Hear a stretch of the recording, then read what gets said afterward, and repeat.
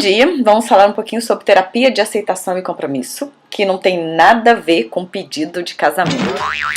Então, a terapia de aceitação e compromisso, ACT, ela propõe a aceitação de pensamentos e sentimentos e a identificação de contingências relacionadas a eles, possibilitando mudanças de comportamentos que possam alterar essas contingências. Para o trabalho, utilizamos esses dois artigos, o primeiro para a base conceitual e o segundo para mostrar como é uma intervenção utilizando o ACT. Então, acompanhe esse vídeo até o final. A ACT foi fundada em 1987 pelo psicólogo americano Stephen Hayes junto com seus colaboradores e vem sendo incluída no rol da terceira geração, cuja particularidade dessa geração, segundo Hayes, consiste no uso mais enfático de estratégias de mudanças contextuais e experienciais. Durante a década de 1980, Hayes estudou a fundo a psicologia comportamental, especialmente as chamadas comportamentos complexos, ou seja, o comportamento governado por regras e a equivalência de seus estímulos, os sentimentos, pensamentos e sensações. E em 1999, Hayes, junto com seus colaboradores, publica o primeiro manual da ACT, Terapia de Aceitação e Compromisso, uma abordagem experiencial para a mudança comportamental. Nela, os autores discutem o sofrimento humano, explicitam os efeitos positivos e negativos da linguagem, apresentam os fundamentos teóricos e filosóficos da ACT e tratam do contextualismo funcional e do comportamento governado por regras. Contextualismo funcional é sempre pensar no comportamento tendo em vista o contexto em que ele ocorre, não apenas no ambiente imediato, mas na história de vida do cliente. Os autores argumentam que é a forma como o sistema verbal trabalha que leva o indivíduo ao sofrimento. E por isso a ACT é apresentada como uma abordagem que segue um modelo de saúde e não de doença. Diante dessa definição, propuseram um manual mais recente que definiram a ACT como uma abordagem funcional contextualista de intervenção, que é baseado na teoria dos quadros relacionais, que vê o sofrimento humano como originário da inflexibilidade psicológica promovida pela esquiva experiencial e a fusão cognitiva. Inflexibilidade psicológica é a pessoa decidir emitir um comportamento que gostaria de emitir. Por exemplo, ela imagina que se falar, será de novo criticada. Por não falar, ela se critica. Por se criticar, sofre mais ainda e assim por diante. Cria-se um círculo de sofrimento. Este modelo terapêutico se utiliza da filosofia e de conhecimentos tanto da análise aplicada quanto da análise experimental do comportamento. Hayes afirma que a ACT é parte da tradição analítica de comportamento e assim está ligada ao behaviorismo radical. A teoria dos quadros relacionais, na qual a ACT está fundamentada, tem como foco a linguagem e a cognição, e parte do pressuposto básico de que humanos estabelecem relações arbitrárias, ou seja, muito da aprendizagem humana ocorre de forma indireta. Qualquer comportamento é aprendido e está sob controle de estímulos. Exemplo, se dissermos que bolo é gostoso e que tudo que é gostoso não é saudável, a pessoa irá estabelecer uma relação arbitrária dizendo que bolo não é saudável. Então, pessoal, o tema da nossa apresentação é ACT, né? Terapia de Aceitação e Compromisso, e nós destacamos aqui alguns pontos que nós achamos relevante para apresentar, para trazer para vocês. Dois pontos chaves, que é esquiva existencial e fusão cognitiva, e os objetivos específicos do modelo de intervenção da ACT, que é aceitar, escolher e agir. Então, esquiva existencial. A esquiva existencial consiste na tentativa de evitar ou exercer controle sobre os eventos psicológicos, ou eventos privados, como Skinner denominou. Se uma pessoa ela se sente ansiosa quando pretende fazer algo, ela pode se esquivar da própria ansiedade, né, que ocorre nessa situação, ou somente da situação, sobre a possibilidade de uma emoção ou sentimento se tornar um segundo estímulo aversivo. Cabe ainda destacar que a esquiva existencial abrange não apenas a esquiva emocional, mas, ou seja, de sentir raiva, inveja, mas a esquiva de qualquer evento psicológico, como pensamentos, recordações, entre outros. Já a fusão cognitiva, ela pode ser compreendida como a fusão dos pensamentos ou palavras, né? Seria a tendência do ser humano a interagir com o mundo a partir das funções verbais que eles foram atribuídas. Ou seja, ruim, bom, melhor, né? O indivíduo ele pode dizer a si mesmo: só existem pessoas más no mundo. E aí se isolar, né? E ela vai estar respondendo a um pensamento como se fosse o próprio evento. Não consegue discriminar que se tratam de dois eventos distintos: o pensamento e a maldade das pessoas. O efeito da fusão ao pensamento seria o repertório limitado por manter o indivíduo afastado do mundo, das situações externas que o cercam, e é extremamente sensível ao mundo psicológico. Acerca da intervenção propriamente dita, Reis argumenta que, se o processo visa identificar constantemente tanto a fusão ao pensamento quanto ao esquiva experiencial, a fim de que o cliente mude conforme os seus valores, desenvolvendo padrões comportamentais cada vez mais amplos e efetivos. Com objetivos específicos do modelo da ACT de intervenção, a gente traz o aceitar, o escolher e o agir. Por aceitação, entende-se uma ação ativa, consciente de experienciar todo e qualquer evento psicológico sem julgá-lo, né? Significa tratar o sentimento como um sentimento, o pensamento como um pensamento e as sensações como sensações. E ainda é abandonar a luta pelo controle dos eventos psicológicos ou eventos privados. A escolha implica decidir fazer algo com o que ocorre no presente, já que não se pode alterar a história do passado do indivíduo.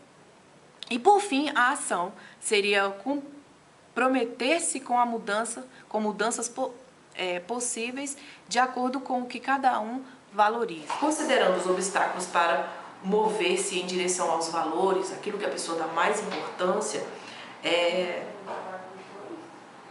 são a fusão ao pensamento e a esquiva experiencial originária, sobretudo do campo verbal. Segundo Reis, a ACT objetiva diminuir os efetivos da linguagem literal, observando quando se responde a um evento verbal, como se ele fosse o próprio evento que se descreve. Com base em literaturas mais atuais, pode-se dizer que os objetivos ou processos de aceitação e escolha e ação, em última instância, visam o desenvolver no cliente a flexibilidade psicológica, que é definida como habilidade de permanecer em contato com o presente e alterar ou manter-se na situação, quando é importante, para alcançar os valores pessoais. As características do modelo ACT são sintetizadas por um outro autor, né, um colaborador de Reis, da seguinte forma: primeiro, tratamento centrado nas ações valorizadas pelo cliente, né? Segundo, considera o mal-estar, sofrimento como natural, produto da condição humana como seres verbais. Terceiro, define que se aprende a resistir ao sofrimento normal e é justamente essa resistência que gera o sofrimento psicológico. Quarto, promove a análise funcional dos comportamentos do paciente e tem por objetivo flexibilizar a reação ao mal-estar. E implica clarificar valores para atuar na direção que se valoriza, aceitando como plena consciência os eventos privados que surgem a partir da aceitação deles. Então, esse é a apresentação do modelo de intervenção ACT, Terapia de Aceitação e Compromisso. Bom dia, pessoal. Dando continuidade ao nosso seminário, eu vou falar sobre uma atuação prática da ACT. O artigo é Intervenção Clínica em Grupo baseado na Terapia de Aceitação e Compromisso para o Manejo de Ansiedade. Foi um estudo exploratório descritivo com o objetivo de relatar e discutir uma intervenção com ACT num grupo de 6 participantes, 4 homens e 2 mulheres, com idade entre 20 e 57 anos, níveis diversos de escolaridade, atendidos numa clínica escola de uma universidade pública. Todos apresentando esquiva existencial relativa ao controle da ansiedade. Eram 2 terapeutas e 3 alunas, trabalharam em 13 sessões terapêuticas e utilizaram muitas atividades práticas e metáforas, que segundo os autores é o diferencial da ACT. E por uma questão didática e uma questão de tempo, nós agrupamos, nós vamos dar alguns exemplos de como a ACT, de como eles trabalham a ACT, pensando naqueles objetivos específicos, né? Que é trabalhando a ação, trabalhando a escolha e trabalhando a aceitação. Primeiro, a aceitação. Relembrando um pouquinho o conceito, a aceitação é uma ação ativa e consciente de experienciar todo e qualquer evento psicológico sem julgá-lo. Significa tratar pensamento como pensamento e sentimento como sentimento. Ou ainda, abandonar a luta pelo controle dos eventos psicológicos ou eventos internos, né? O primeiro exercício que elas propunham é que eles preenchessem uma tabela dizendo as estratégias que eles utilizavam para lidar com ansiedade. E se isso tinha funcionado a curto e longo prazo. A maioria chegava à conclusão de que o que eles tinham tentado funcionava só a curto prazo. Depois elas também trabalhavam a questão de identificar os mecanismos fisiológicos da ansiedade. O objetivo era que cada um descobrisse como é que a ansiedade se manifestava na vida deles. E começaram a trabalhar de que a gente não tem controle sobre pensamentos e sentimentos. E elas propuseram várias atividades. Eu vou dar só um exemplo da questão do bolo, né? Que a Tamara já falou em bolo, vamos continuar falando sobre bolo. É que a terapeuta pedia para eles não pensarem no bolo de chocolate. E ela começava a descrever esse bolo de chocolate, como é que ela tinha comprado, o cheiro do bolo, a calda do bolo, não sei o quê. E depois ela perguntava se alguém tinha conseguido não pensar no bolo. E aí elas exemplificavam isso, assim, que mesmo a gente tendo aprendido, né, na nossa comunidade verbal, na nossa vida, que a gente tem que controlar pensamentos e sentimentos, que a gente não consegue controlar. Pelo contrário, quanto mais a gente tenta, mais esses pensamentos e sentimentos ficam evidentes.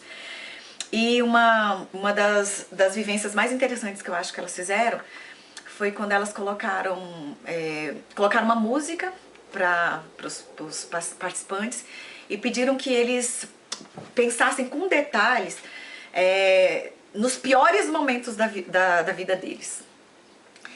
E depois foi pedido para eles pensarem nos melhores momentos que eles tinham que relatar.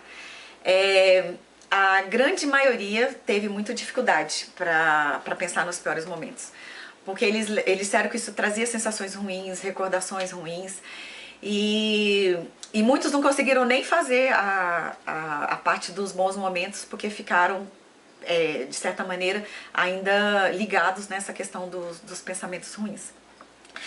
E aí elas foram trabalhar que, na verdade, o que eles estavam vivenciando ali eram lembranças, não era a situação aversiva em si. E que essas situações aversivas, situações ruins, faz parte da história de vida de cada um. E que isso nunca não vai ser mudado, né? Você não vai conseguir esquecer isso. E o importante é que você aprenda a lidar com isso. E elas também trabalhavam a questão da dessensibilização. Elas traziam objetos ou situações para que eles tivessem contato, para tentar separar, né, as lembranças da situação real. Essas lembranças traziam essa grande ansiedade na vida deles, estava impedindo eles de vivenciar coisas muito boas E tudo mostrando que você não consegue controlar pensamentos e sentimentos. Que escolha implica decidir fazer algo com que ocorre no presente, já que não se pode alterar a história passada de um indivíduo. E elas trazem um pouquinho desse questão do seu contexto, né, socioverbal, mostrando que esse contexto pode dizer muito sobre o que você é, o que você não é, mas o que é importante é que a pessoa ela não é o pensamento e o sentimento dela. Então uma metáfora que elas utilizavam era a metáfora era o exercício das nuvens. Elas traziam um material e o pessoal escrevia nessas nuvens. Eles escreviam pensamentos e sentimentos que eles têm ao longo da vida, estava tendo ali na sessão e tal. Depois eram classificados entre negativos e positivos. E elas iam trabalhar com esses sentimentos. Primeiro porque o seu, vamos dizer, o seu julgamento, a sua classificação tem a ver com a sua história, com a história de vida e com o que eles estavam, com os acontecimentos atuais da vida deles. E também como isso é aprendido ao longo da nossa vida, assim, na nossa cultura, como isso é aprendido.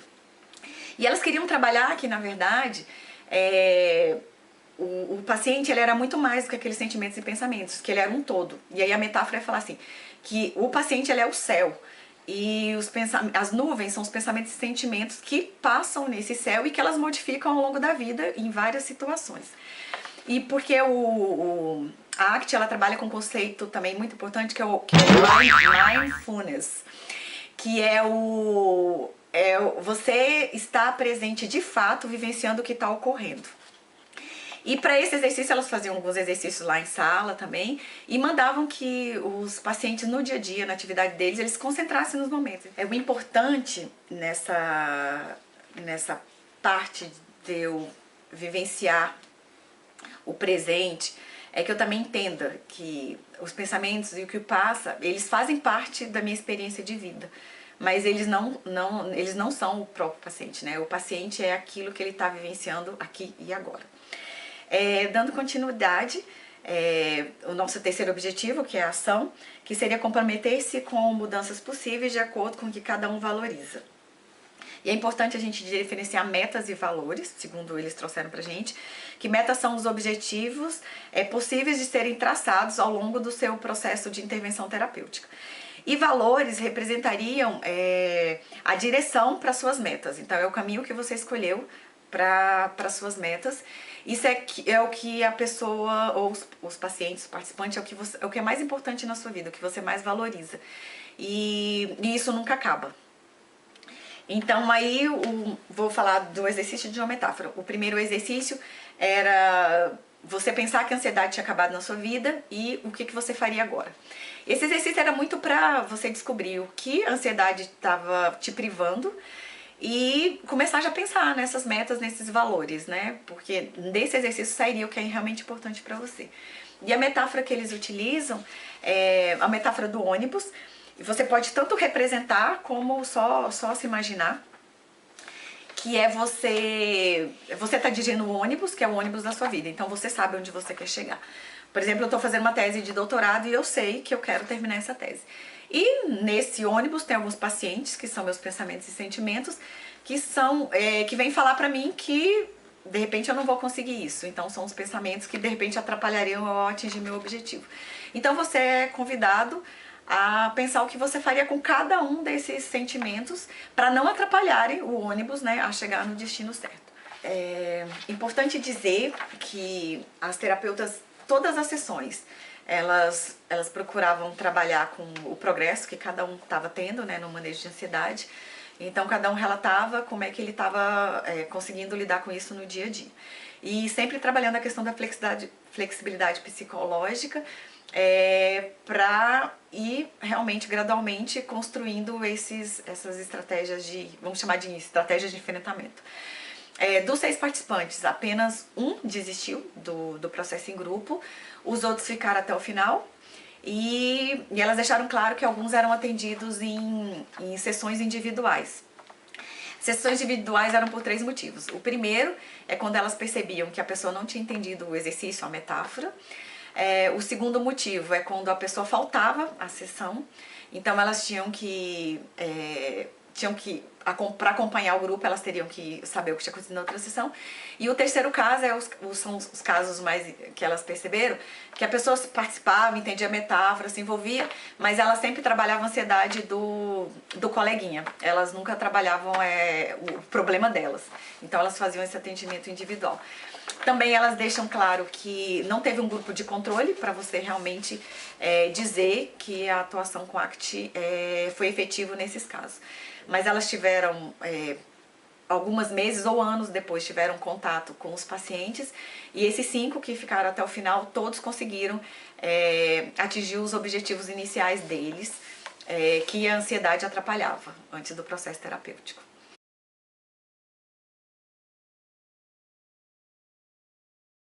Escolhi a ACT. Primeiro, antes de mais nada, porque a ACT é, digamos assim, uma continuação da própria análise do comportamento, né? É uma teoria que está fundamentada em muitos dos mesmos fundamentos da análise do comportamento. No contextualismo, no monismo, numa abordagem geográfica do ser humano, né? Então ela tem muitas coisas em comuns com a análise do comportamento, é claro, né? Porque os fundadores da ACT eles vieram justamente da análise do comportamento. A própria teoria que está no fundamento da ACT, que é a teoria das molduras relacionais, ela é uma teoria da linguagem, da cognição, que só foi possível ser desenvolvida porque o Steve Reis estudou com Skinner e, obviamente, leu o comportamento verbal de Skinner, leu a equivalência de estímulos de Seidman, ele próprio tem um monte de estudos a respeito disso. Então, essa teoria só é possível por causa dessa questão, né? E a ACT em si, além disso, ela vai para algumas, digamos, direções que sempre me agradaram muito e a psicologia não se preocupou muito com elas. Por exemplo, a questão de trazer o mindfulness para o contexto terapêutico, né? Então trazer algo que na verdade é utilizado há 2000 anos, dentro de uma roupagem um pouquinho diferente e como base fundamental da terapia. O mindfulness não é ali uma técnica para ser usada, ele é uma base, ele é um fundamento da terapia, né? E trazer também uma coisa que eu acho bacana do Steve Reis, e eu sei que o pessoal da análise do comportamento torce um pouquinho a cara para essa questão, que é trazer um pouco de termos meios, termos que a análise do comportamento não gosta muito, tipo a mente, né? Então o Steve Reis está sempre falando da mente, porque ele sabe que conversa melhor com as pessoas quando ele conversa dessa forma, né? Então ele, digamos assim, arrisca um pouquinho mais, ele arrisca mais na relação terapêutica. Com relação aos clientes, a partir do momento que eu particularmente acho a ACT extremamente significativa na minha própria vida, modificando a minha própria vida, né, eu acredito muito na forma como ela atua com os clientes, né? Eu acho que ela me traz uma riqueza de atuação, tanto da análise do comportamento, como dos próprios métodos da ACT e dos que vêm de outras terapias, que a ACT não tem problema em trazer algumas das técnicas de outras terapias, desde que elas sejam congruentes com a fundamentação filosófica teórica da própria ACT. Tá?